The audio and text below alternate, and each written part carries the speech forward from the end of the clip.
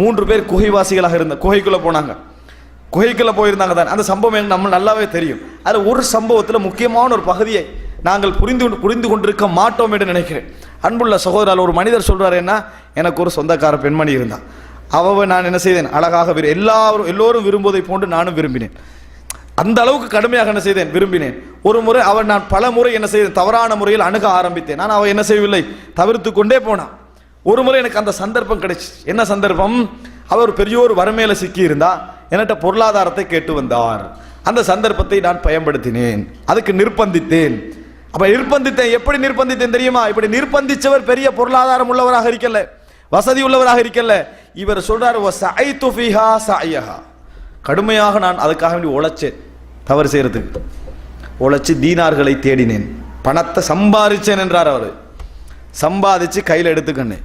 எடுத்த பின்னால அவ உடன்பட வச்சு விபச்சாரத்திற்காக நான் நிர்பந்தித்து உடன்பட வைத்து அழைத்து சென்றேன், விபச்சாரம் செய்வதற்கு. அந்த நேரத்தில் இந்த உலகத்தில் இறைவனை தவிர எம்மை பார்ப்பதற்கு என்ன வேறு யாரும் அல்லாஹ் சொல்றார், உன்னை தவிர வேறு யாரும் பார்க்கறதுக்கு இல்லை. அந்த நேரத்தில் அந்த பெண்மணி என்று சொன்னா, இத்தகில்லாஹ வலா தஃபுத்தல் காத்தம இல்லா பிஹக்கி, அல்லாஹ்வை பயந்து கொள்ளுங்கள், முறையாக அன்று என்னை அணுக வேண்டாம் என்று சொன்னான். யா அல்லாஹ், நான் அந்த இடத்துல என்ன செஞ்சேன், அதை விட்டு விட்டு எழும்பினேன். எழும்பி விட்டு என்ன சொன்னேன் தெரியுமா?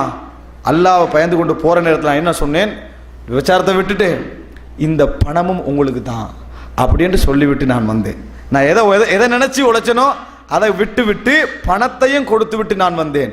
நான் செய்தது யா அல்லாஹ் உனக்காக செய்தேன் என்று நீ அறிந்திருந்தால் நீ என்ன செய், இந்த ஃபஃப்ருஜ் அண்ணா ஃபுர்ஜா, இந்த கல்லை கொஞ்சம் விளக்குனா. இந்த இடத்துல நீங்க கவனிக்க வேண்டிய என்ன தெரியுமா, அல்லாஹ் அந்த பாவத்துக்கு போனது, நெருங்கினது, எடுத்த முயற்சி எல்லாத்தையும் மன்னிச்சா.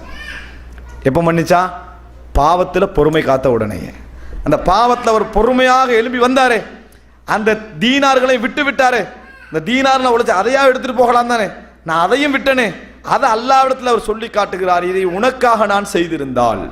அன்புள்ள சகோதரர்கள், அப்படி நினைத்து பாருங்கள். இந்த மாதிரி பாவம் என்கின்ற விஷயங்களில் பொறுமை என்றதை பழக்குங்க. நாங்கள் விடுதலை பழக்கி வைத்திருக்கிறோம், விடுதலை அல்ல, பொறுமை என்பதை நீங்கள் பழக்கி பாருங்கள்.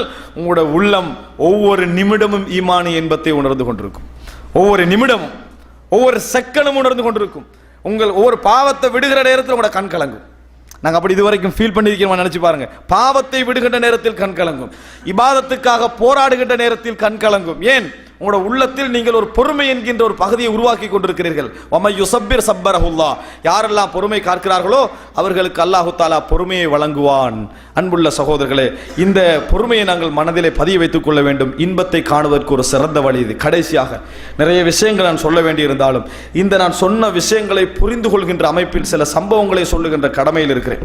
ஏன்னா நான் இதை சொல்வதன் மூலம் நீங்கள் இந்த சம்பவங்களை புரிந்து கொண்டால் இந்த விஷயங்களை உங்களுக்கு என்ன செய்யலாம், ஒரு புரிந்து கொள்வதற்கான வாய்ப்பு இருக்கிறது. அதை சொல்லி நான் முடித்துக் கொள்கிறேன். அன்புள்ள சகோதரர்களே, சகோதரிகளே, ஜைனப் ரதியல்லாஹு அன்ஹா ரசூலுல்லாஹி ஸல்லல்லாஹு அலைஹி வஸல்லம் அவர்களுடைய மகளார். ரசூல் ஸல்லல்லாஹு அலைஹி வஸல்லம் அவருக்கு இருந்த 4 மகளார்களில் மூத்த மகள் தான் ஜைனப். மூத்த மகள் ஜைனப். ரசூல் ஸல்லல்லாஹு அலைஹி வஸல்லம் அவர்கள் இஸ்லாம் அவர்களுக்கு கிடைப்பதற்கு முன்னாலேயே திருமணம் முடிச்சு வச்சார்.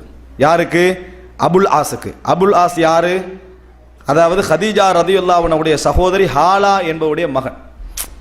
சாட்சியிட அல்லது என்னது சாட்சியிட பிள்ளை. அவர் தான் முடிச்சு, நல்ல பண்புள்ளவரும் தான் திருமணம் முடிச்சு வைக்கிறான். நான் இந்த இடத்துல உங்களுக்கு என்ன சொல்ல வருகிறேன் என்றால், ஒரு இறைவனை மாத்திர நம்பி எதிர்பார்த்து மக்களுடைய விமர்சனங்களை சட்டை செய்யாமல் பொறுமையோடு வாழக்கூடியவருடைய வாழ்க்கைக்கான ஒரு சிறந்த உதாரணம் ஜைனப் ரதியல்லாஹு அன்ஹா. இவன் திருமணம் முடிச்ச பின்னால் ரசூலுல்லாஹி ஸல்லல்லாஹு அலைஹி வஸல்லம் அவர்களுக்கு இவங்க 2 பேர் வாழ்க்கை சிறந்த முறையில் போகுது. நபி அவர்களுக்கு என்ன கிடைக்குது? இஸ்லாம் கிடைக்கிறது. இவர் அபுல் ஆஸ் ஒரு பிரயாணத்தில் இருந்து திரும்பி வாராரு. வீட்டுக்கு வந்து பார்த்தா ஜைனப் ரதியல்லாஹு அன்ஹா இஸ்லாத்தை ஏற்றிருக்கிறார்கள். அப்போ சொல்றாங்க, நான் இஸ்லாத்தை ஏற்றுக்கொண்டு விட்டேன், எனது தந்தை நபியாகி விட்டார், அவருக்கு வஹி அறிவிக்கப்பட்டிருக்கிறது, நீங்களும் இஸ்லாத்தை ஏற்றுக்கங்கன்ற நம்பிக்கை இருந்துச்சு அவருக்கு. கணவன் என்ன இஸ்லாத்தை ஏற்றுக்கொள்வார். கணவர் என்ன சொன்னாரு? ஒரு பெண்ணுடைய வார்த்தைக்காக நான் மதம் மாறிவிட்டேன் என்று எங்கள் சமுதாயம் பேசுவதை நான் விரும்பவில்லை. அதே நேரம் உங்கள் தந்தை பொய்யரும் அல்ல, உங்கள் தந்தை பொய்யரும் அல்ல என்று சொல்றாங்க. அப்போ அவர் உண்மையை விளங்குறாரு. ஆனால் சமுதாயத்தில் அவமானப்பட ஒரு விருப்பம் இல்லை. காலம் இப்படி ஓடுது. காவிர்களோடு திருமண பந்தம் இல்லை என்ற சட்டமெல்லாம் மதீனால இறங்குச்சு. அதே நேரத்தில் கடைசி காலம் ரசூல் ஸல்லல்லாஹு அலைஹி வஸல்லம் அவர்கள் ஹிஜ்ரத் செய்கிறார்கள் ஊரை விட்டு. நபி அவர்களோடு உம்மு குல்சூம் ரதியல்லாஹு அன்ஹா பிரயாணம் போகிறாங்க, ருக்கையா ரதியல்லாஹு அன்ஹா பிரயாணம் போகிறாங்க, ஃபாத்திமா ரதியல்லாஹு அன்ஹா பிரயாணம் போகிறாங்க, அவருடைய கணவர்மார் உஸ்மான் ரதியல்லாஹு அன்ஹு அலி ரதியல்லாஹு போகிறாங்க, ஜைனப் ரதியல்லாஹு அன்ஹா குழந்தையோடு வராங்க ரசூலுல்லாஹ் ரசூல் ஸல்லல்லாஹு அலைஹி வஸல்லம் அவர்களிடத்தில் குழந்தையோடு வராங்க. அல்லாஹ் தந்தையே நான் என்ன செய்ய, ஹிஜ்ரத்தா இல்லையா அப்படின்னு கேட்குறாங்க. ரசூல் ஸல்லல்லாஹு அலைஹி வஸல்லம் சொன்னால் உங்கள் கணவரோடு இருந்து கொள்ளுங்கள், உங்களோட கணவரோடு என்ன செய்ய இருந்து கொள்ளுங்கன்னா ரசூல் ஸல்லல்லாஹு அலைஹி வஸல்லம் அதாவது ஜைனப் ரலியல்லாஹு அன்ஹா மக்காலே இருந்தான். பின்னால பத்ர் யுத்தம் நடக்கிறது. பத்ர் யுத்தத்தில் காவிர்களுடைய அணியில் அபுல் ஆஸ் கலந்து கொள்கிறார். ரபி அவர்களுடைய மருமகன் மாமனாருக்கு எதிராக யுத்தம் செய்கிறார். அந்த யுத்தத்தில் பத்ர் யுத்த வெற்றியின் பொழுது அபுல் ஆஸ் கைது செய்யப்படுகிறார். நபி அவர்களுக்கு இறைவன் கொடுத்த சோதனை, நபி அவர்களுக்கு இறைவன் கொடுத்த சோதனை, ஜைனப் ரதியல்லாஹு அன்ஹா அவர்களுக்கு இறைவன் கொடுத்த சோதனை. ஏன்னா அவர் மோசமான கணவராகவும் இல்லை, பண்புல நல்ல கணவராக இருந்தார், கொடுமைப்படுத்தலாம் இல்லை, ஆனா கொள்கையில் அவர் என்ன செஞ்சாரு அப்படிப்பட்டவராக இருந்தார். இந்த நேரத்தில் ஷகீக் இப்னு ரபியை தம்பியை என்ன செய்யறாங்கன்னா ஜைனப் ரதியல்லாஹு அணுகி, யாரு அபுல் ஆஸ்ல தம்பியை அணுகி மாலையை கலட்டி கையில் கொடுத்து சொல்கிறாங்க, நபி அவர்கள் பரிகாரம் வாங்கி விடுதலை செய்து கொண்டிருக்கிறார்கள், என் கணவரை விடுதலை செய்ய சொல்லுங்கள். நபி அவருடைய மகளார் அனுப்பி வைக்கிறாங்க. அப்போ மாலை எடுத்துட்டு ஷகீக் இப்னு ரபி என்ன செய்கிறாரு, மதீனாவுக்கு போகிறாங்க. மாலை ரசூல் ஸல்லல்லாஹு அலைஹி வஸல்லம் கைக்கு வருகிறது. கைக்கு வந்தவுடன் பக்கா ரசூலுல்லாஹி ஸல்லல்லாஹு அலைஹி வஸல்லம் நபி அவர்கள் கண்ணீர் விட்டு அழுதார்கள். கண்ணீர் விட்டு அழுதார்கள். ஏன் அழுதார்கள் தெரியுமா? இன்னஹா இக்து ஹதீஜா, ஹதீஜாவுடைய மாலை அப்படின்னு சொன்னாங்க ரசூலுல்லாஹ். இது ஜைனபுக்கு ஹதீஜா கொடுத்த மாலை என்று சொல்லி நபியவர்கள் அழுதார்கள். அன்புள்ள சகோதரர்களே, இந்த நிமிடம் நபியவர்கள் நபித்தோழர்களை பார்த்து சொல்கிறார்கள், சிலவங்களை சும்மா விட்டாங்க, பரிகாரம் வாங்கிட்டு விட்டாங்க. அப்படி சும்மா விட்டவர்களில், பரிகாரம் வாங்காமல் சும்மா விட்டவர்களில் இந்த அபுல் ஆஸையும் நான் ஆக்கட்டுமா அப்படின்னு நபித்தோழர்களிடத்தில் கேட்கிறார்கள். நபித்தோழர் என்ன சொல்லுவாங்க, அல்லாஹ்வின் தூதரே அப்படி விட்டு விடுங்கள் என்கிறார்கள். அந்த அதாவது மாலையை எடுத்துட்டு ரசூலுல்லாஹ் அபுல் ஆஸை தனி அழைத்து சொல்கிறார்கள், மாலையை கொடுத்துட்டு இதை நீங்கள் முறையாக பார்த்து கொள்ளுங்கள், இது ஹதீஜாவுடைய மாலை, எனக்கு என் மகளை திருப்பி அனுப்புங்க. நாங்கள் ஜைனபை ரதியல்லாஹு அன்ஹாவை திருப்பி அனுப்புங்க. ஜைனப் ரதியல்லாஹு அன்ஹா உமாமாவை சுமந்து கொண்டு, உமாமா ரசூலுல்லாஹோட பேத்தி, ஹசன் ஹுசைன் மாதிரி உமாமா ஒரு பேத்தி, சுமந்து கொண்டு மதீனாவுக்கு வராங்க. 2வது வருஷம் வந்துட்டா தானே, 3வது வருஷம் அவ திருமணம் பேசுறாங்க நிறைய பேர். ஏன்னா இப்ப காஃபிருடைய உடன்படிக்கையில் தான் நீங்க வந்துக்கிறாங்க, முடிக்கல ஜைனப் ரதியல்லாஹு அன்ஹா. 4வது வருடம், 5வது வருடம், 6வது வருடம், 7வது வருடம் வரைக்கும் திருமணம் பேசினாங்க, முடிக்கவே இல்லை. யாரையும் அவ சிந்திக்கல, கணவர் இஸ்லாத்துக்கு வர வேண்டும் மனசுல இருந்து. அது வரைக்கும் அவன் எதிர்பார்த்து இருந்தான், அவருக்கு சமனா இன்னொரு கனவை அவன் நினைக்கவும் இல்லை. இப்படிப்பட்ட ஒரு காலப்பகுதியில் இந்த அபுல் ஆஸ் ஒரு வியாபார கூட்டத்தை எடுத்துக்கொண்டு என்ன செய்யறார், அட்வான்ஸ் எல்லாம் வாங்கி கேபிட்டல் எடுத்துக்கொண்டு சிரியாவுக்கு போறார். நபித்தோழர்கள் கிராஸ் பண்ணி, ஏண்டா முஸ்லிம்களுக்கு அநியாயம் செய்தவர்கள் அவர்கள் கிராஸ் பண்ணி அவருடைய வியாபார கூட்டத்தை என்ன செய்யறாங்க, கைது செஞ்சு மதீனாவுக்கு எடுத்து வருகிறார்கள். தப்பி ஓடி அபுல் ஆஸ் ஜைனப் ரதியல்லாஹுடைய வீட்டுக்குள்ள நுழைறாங்க. நுழைஞ்சு சொல்றாங்க, எப்படியாவது இந்த பொருளாதாரத்தை காப்பாற்றி தந்துருங்க, மக்காவில் உள்ள எல்லாரோட சொத்தும் அதில் என்ன செய்து இருக்கிறது அப்படி என்றான். உடனே ஜைனப் ரதியல்லாஹு ரசூல் ஸல்லல்லாஹு அலைஹி வஸல்லம் இடத்திலே வருகிறார்கள். அவ்வளவு நேரத்தில் இருந்த அன்பை பாருங்க. ரசூல் ஸல்லல்லாஹு அலைஹி வஸல்லம் இடத்திலே வந்து, அல்லாஹ்வின் தூதரே, எனது கணவருடைய சொத்தை திருப்பி கொடுக்க இயலுமான்னு கேட்குறாங்க. உடனே நபியர்கள் சொன்னாங்க, அதாவது என்னிடத்தில் அந்த உரிமை இல்லை. நபித்தோழர்களை அழைத்து சொல்றாங்க, ஜெய்னப் இப்படி கேட்கிறா, நீங்க என்ன சொல்றீங்க, நீங்க விரும்பினா தான் என்ன செய்வேன், நான் செய்வேன் என்றாங்க. உடனே நபித்தோழர்கள் சொன்னார்கள், ஜெய்னப் யாருக்கு பாதுகாப்பு கொடுத்தார்களோ அவர்களுக்கு நாமும் பாதுகாப்பு கொடுக்கிறோம் அப்படி என்று அவ்வளவு கஷ்டப்பட்டு பிடிச்ச சொத்தையும் திருப்பி அனுப்புறாங்க. அந்த நேரத்தில் ஜெய்னப் அபுல் ஆஸை அழைத்து கேட்கிறார்கள், இன்னும் இஸ்லாத்துக்கு வர மாட்டீங்களான்னு கேட்கிறாங்க. இல்லை என்று போயிட்டார். அவ்வளவு சொத்துக்களை எடுத்துட்டு என்ன செய்யறாரு, இல்லை என்று போய் விடுகிறார். போய் மதீனாவிலே மக்காவுக்கு போய் சொத்துக்களை எல்லாம் ஒப்படைத்து விட்டு, சொத்துக்களை எல்லாம் ஒப்படைச்சிட்டு மக்காவுக்கு வருகிறார்.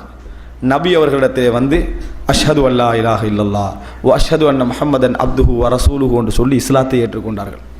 ஏற்றுக்கொண்ட நாள் ஒரு வருடம், ஒரு 7-8 மாதங்கள் அபுல் ஆஸும் ஜைனப் ரதியல்லாஹு அவர்கள் சந்தோஷமாக வாழ்ந்தார்கள். ஜைனப் ரதியல்லாஹு அவர்கள் அடுத்த வருடமே மரணித்தார்கள். ஒரு வருஷம் இல்லை, அடுத்த வருடமே என்ன செய்தார்கள், மரணித்தார்கள். ரசூலுல்லாஹி ஸல்லல்லாஹு அலைஹி வஸல்லம் மகளின் மரணத்தை நினைத்து உமாமாவை தூக்கி கொண்டு தொழுவார்கள்.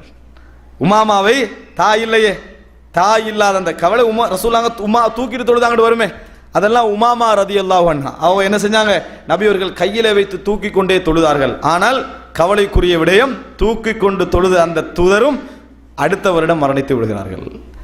தூக்கி கொண்டு தூதரும் என்ன செய்யறாங்க, அடுத்த வருடம் ரசூலுல்லாஹி ஸல்லல்லாஹு அலைஹி வஸல்லம் அவர்கள் மரணித்தார்கள் என்ற செய்தியை நாங்கள் பார்க்கிறோம். அன்புள்ள சகோதரர்களே, இந்த சம்பவத்தை நாங்கள் பெற வேண்டிய ஒரு படிப்பினை என்ன தெரியுமா? ஜெய்னப் ரதியல்லாஹு அன்ஹா அவர்கள் வாழ்க்கையில் கண்ட சந்தோஷம் என்ன? நம்முடைய வாழ்க்கையோடு ஒப்பிடுகின்ற நேரத்தில், எமது வாழ்க்கையோடு ஒப்பிடுகின்ற நேரத்தில் கண்ட சந்தோஷங்கள் என்ன என்று நீங்கள் நினைத்து பாருங்கள் சகோதரர்களே. நமது வாழ்க்கை எங்கே இருக்கிறது, அவர் வாழ்க்கை எங்கே இருக்கிறது? அந்த அவ்வளவு பிரச்சனைகளிலும் சோதனைகளிலும் ஜெய்னப் ரதியல்லாஹு அன்ஹா தன் கணவனிடத்திலிருந்து எதிர்பார்த்த எதிர்பார்ப்பு என்ன? மாலையை கலட்டி கொடுத்த நேரத்தில் அவருடைய உள்ளத்திருந்த எண்ணம் என்ன? நினைச்சு பாருங்க. வியாபார கூட்டம் அகப்பட்ட நேரத்தில் தன் கணவனை காப்பாற்றி விட்டாங்களே, அந்த என்ன ஒரு பெண் 7-8 வருடங்கள் சிறந்த நபித்தோழர்கள் திருமணம் பேசுகின்ற பொழுதும் முடிப்பதற்கான அத்தனை தகுதி இருந்தும் என்ன செய்யல, முடிக்கவில்லை. தன் கை குழந்தையோடு என்ன செஞ்சா, தனிமையில வாழ்ந்தாங்க. ரசூலுல்லாஹி ஸல்லல்லாஹு அலைஹி வஸல்லம் அழுத, அதாவது மிகப்பெரிய சம்பவங்களில் தன் பிள்ளைகளுக்காக அழுதார்களே, அதுவும் ஒன்று. தன் பிள்ளைகளுக்காக, ஏன் நம்முடைய கண் முன்னாலே 6 பிள்ளைகள் மரணித்தார்கள். 6 பிள்ளைகள் மரணித்தார்கள். ஃபாத்திமா ரதியல்லாஹு அன்ஹா அவரை தவிர அவருக்கும் நபியர்கள் சொன்னார்கள், நீங்க தான் அவசரமா என்னோட வந்து சேருவீங்க நாங்கள் மரண தருவாயிலில். ஆக அன்புள்ள சகோதரர்களே, இது போன்ற நிறைய சம்பவங்களை நீங்கள் படிக்கின்ற நேரத்தில் ஒரு விஷயத்தை நீங்கள் புரிந்து கொள்வீர்கள். ஈமானிய இன்பம் என்பது இந்த இஹ்லாஸான வாழ்க்கை, இந்த பொறுமையான வாழ்க்கை, கதிரை நம்பிய வாழ்க்கை, அதே போன்று சடரீதியான பார்வையற்ற வாழ்க்கை, இது போன்ற எல்லாமே அவர்களது வரலாற்றில் அப்படியே இலையோடி கொண்டிருப்பதை நீங்கள் காணலாம். சொத்தில்லாத காலத்தில் அவர்கள் பொறுமையோடு யுத்தம் செய்து இரத்தம் சிந்தி உயிரிழந்து வாழ்ந்தார்கள். சொத்து கிடைத்த காலத்தில் எல்லாம் கிடைத்து விட்டது என்று அவர்கள் வாழவில்லை. எப்படி வாழ்ந்தாங்க தெரியுமா? அதுல ஒரு பற்றற்றவர்களாக, அதை பற்றிய வேதனைகளோடு முழுமையாக அனுபவிக்கக்கூடிய மனநிலை இல்லாதவர்களாகத்தான் மரணித்தார்கள். எப்போ பார்த்தாலும் என்ன செய்வாங்க, முந்திய நபித்தோழர்களை ஞாபகப்படுத்தி கொண்டே இருந்தார்கள். என்ன காரணம்? இஹ்லாஸான வாழ்க்கை சகோதரர்களே. இறைவனை மாத்திரம் எதிர்பார்த்த அந்த வாழ்க்கை இருக்கிறது, அந்த வாழ்க்கை எம்மிடத்தில் வரும் என்று சொன்னால் இந்த உலகத்தில் மரணம் வரும் வரைக்கும் எமது உள்ளத்தை எந்த ஒரு மனிதனாலும் எந்த ஒரு சொத்துக்களாலும் மாற்ற முடியாது ஒரு உயர்தனமான இன்பத்தை மஸ்ஜிதுகளிலும் சுஜூதுகளிலும் திக்ர்களிலும் எமது தனிமைகளிலும் நாங்கள் காணுவோம். அன்புள்ள சகோதரர்களே, அப்படிப்பட்ட ஒரு சிறந்த நல்லதொரு இன்பமான வாழ்க்கையை அல்லாஹ் ரப்புல் ஆலமீன் எனக்கும் உங்களுக்கும் தந்தருள் பாலிப்பானாக. ஹாதா மா இந்தி வல் இல்மு இந்தல்லாஹ் வ அகூலு கௌலி ஹாதா வ அஸ்தக்ஃபிருல்லாஹ் லி வ லக்கும்.